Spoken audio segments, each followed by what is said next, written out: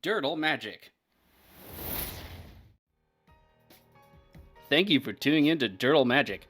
Please subscribe and hit that notification bell if you like the content you see here today, and leave a like and share the video with someone you might think is interested. Leaving those likes really helps us out, but another way to help us out is by using our TCG Player affiliate link below. If you're looking for singles, sealed product, or gaming accessories, please consider using our link to support the channel. We also have some playmats at inkgaming.com. Go ahead and hit the link in the description to check those out. Alright, let's grab some spells and dirtle with some magic. Hello and welcome back to Dirtle Magic. Today we have the Svella Artifacts deck tech. We're going to look at why I decided to do and use artifacts, and potentially how to abuse them, reuse them, and even use Svella's second ability, because why not? Alright, let's go ahead and take a look at the categories we'll be covering today.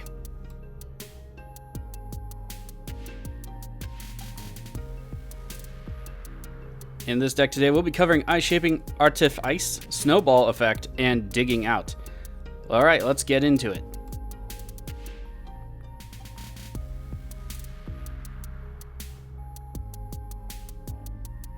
First up is Ice Shaping. So despite us being able to create mana lists, we do need a little bit extra mana in the deck, and there's only 34 lands, 36 if you count the dual face cards. So let's just go over a few of the mana rocks and one cost reducer that is really good in this deck. For mana rocks in the deck, we have the first off and always ambiguous Soul Ring. Skyclave Relic rounds out another one. Soul Ring plus a Skyclave Relic will put you very far ahead in this deck. I definitely recommend the Skyclave. Then we have Arcane Signet, pretty much staple at this point, and a Felwar Stone over other mana rocks just because it also costs 2. But then we have the Heartstone, which reduces all activated abilities of creatures by 1. This can be very good. We can get a Manalith for 2, essentially making 2 mana rocks, and it lowers her second ability down to 7 mana, which is still high but more manageable. But Heartstone also helps a lot of other cards in the deck, which we'll see in a little bit, but those can include stuff like Feldon, Porphos Bronze-Blooded, Steel Hellkite, all kinds of things. So Heartstone is a fantastic card in this deck, and I couldn't recommend it enough.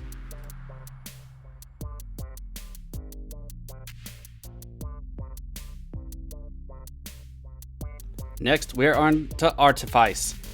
Well, the deck revolves around artifacts, so we're going to need a few of those.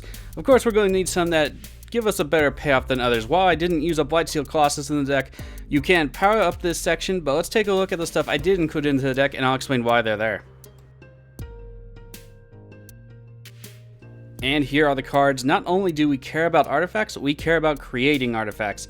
Paya and Kiran Nalaar, Loyal Apprentice, and Mirror Battlefield will come into play, create as Thopters and Mirror respectively. Paya and Kiran Nalaar can also sacrifice artifacts for 2 in red to deal damage to utility creatures, planeswalkers, or perhaps even your opponent. Loyal Apprentice only gives us Thopters if we control our commander at the beginning of combat, and Mirror Battlefield just plops them into play for us. Plus, it can abuse more mirror tokens, so it's just a classic staple card for artifacts at this point, especially if you have red in your deck. Thopter Assembly and Wurmcoil Engine also give us tokens, but one is only when it dies, which is the Wurmcoil Engine. It'll give us a 3/3, both Death Touch and Lifelink Worm token. Thopter Assembly, our upkeep will get bounced back to our hand, so we can reuse it as a flyer, but will also give us 5 Thopters for doing so, and it's particularly good with Porphos Bronze-Blooded, which we'll cover later. Combustible Gearhall comes into play, gives us no tokens, but does give us the opportunity to draw or burn an opponent, and even though we have green, extra card draw is always a good thing, plus getting some artifacts into our graveyard might be beneficial later on.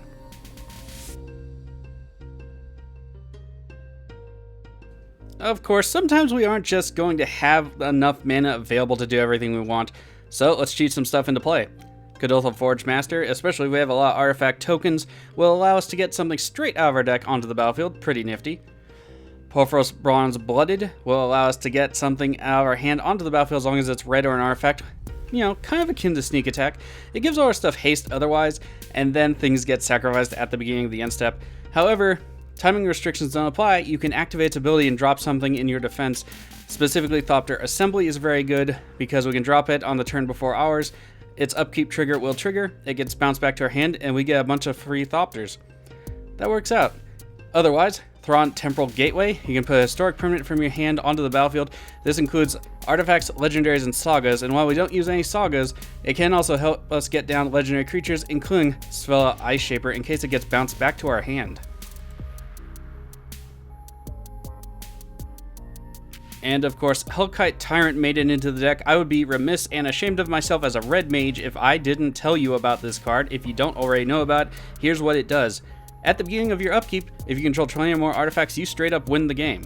Sneak it out with Payoffs if you have enough tokens on the battlefield, and victory is yours. But besides that, if it deals combat damage to the player, you gain control of all artifacts they control.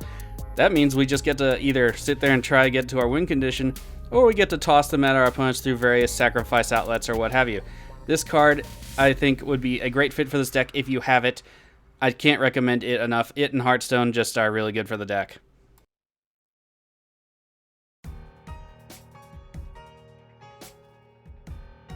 Next up, we have the Snowball effect. So what's better than getting 1 Icy Manolith or 1 activation on your commander? Well, that's getting 2 activations on your commander. Not to mention a number of the other creatures and or effects we have in the deck, so let's go ahead and take a look at how to abuse that. Snowball abuse time. Rings of Brighthearth first off the bat here on the list. Pay 2 mana, copy any activation we have. That includes our commander, that includes Feldon, that includes Pulveros, that includes Kadoltha. It's just very good in this deck. Illusionist Bracers, kind of the same thing. It has to be equipped to the creature though, and then we get an effect copying it for free. We don't have to pay anything extra, but you do have to have the equipment on the creature. Staff of Domination, 1000-Year Elixir, Rhyme Tender, and Scrib Ranger all have one thing in common. They can untap our commander. They each have a little bit of uniqueness to them. 1000-Year Elixir gives pseudo haste to creatures we control that have a tap ability, but only for that ability. Staff of Domination has a number of other abilities on it. You can potentially go infinite with it, but in this deck, I did not design it to do so. Rhyme Tender only untaps snow permanents, so if our commander dies, it can still untap an Icy Manolith or perhaps even one of our snow-covered lands. And Scrib Ranger, we return a land we control to untap something only once a turn, but it also has protection from blue and has flash, so it can also be a surprise blocker just to save your face. All these cards help support commander. A lot of them help support other cards in the deck. 1000-Year Elixir is not actually in the deck as is, but I couldn't not recommend this card. It is a little bit more expensive. If you have your hands for one, if you have your hands on one rather, go ahead and put it in the deck. It will be fantastic for you.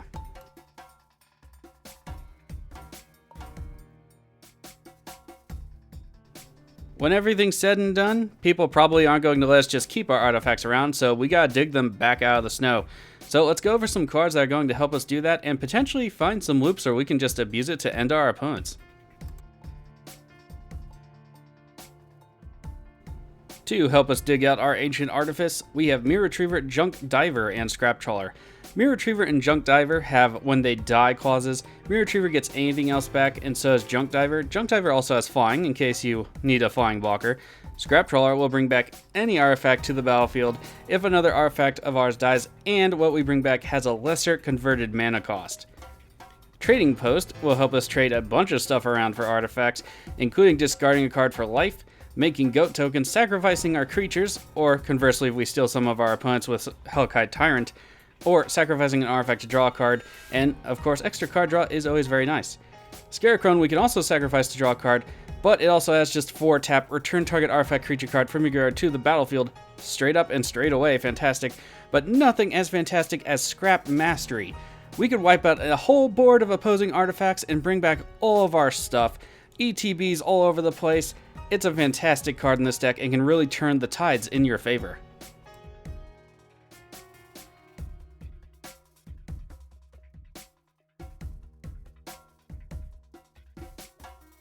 And there it is, the deck tech and overview for Svella Ice Shaper. You can check out the full deck list if you want in the description below. There will be a link for you there. And let me know in the comments how you might build Svella. I've seen a few different lists. There's free cast your stuff.